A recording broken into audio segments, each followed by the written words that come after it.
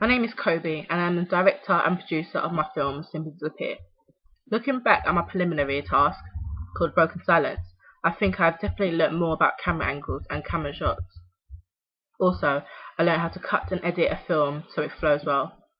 In my preliminary task, because it was the first film I made, I wasn't too sure about the types of angles I could use. Also, my shots were quite shaky, but during my film Simply Disappear, I made sure that I had the camera still when it needed to be still.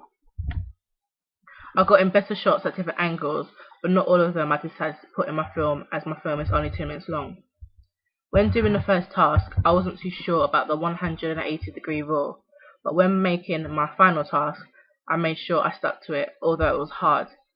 I used match and action and shot reverse shot to make sure that my film looked like a real life conversation.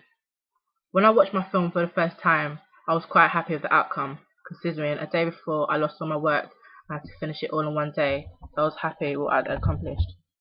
I believe it could have been a lot better, but with the time I had, I was happy with the outcome. I was happy with the shots I took and the cut and editing that took place within the production side of my film. I combined what I knew about camera and editing in my film. For example, when Michael and Tasha were in the same shot together, I used a 2-shot mid-shot, as it shows a bond and relationship between the two characters. The sound of my film and the quality of the camera at some points were quite poor, but in most of the scenes it was good. The mise-en-scène and framing in my final piece was good, as I made sure I stuck to my original views of how I wanted everything to be. Overall, I think I would rate the whole experience 8 out of 10, but I do believe if I hadn't lost my work a day before it was due to hand in, it could have been a lot more better, and all the things I wanted to do would have been done.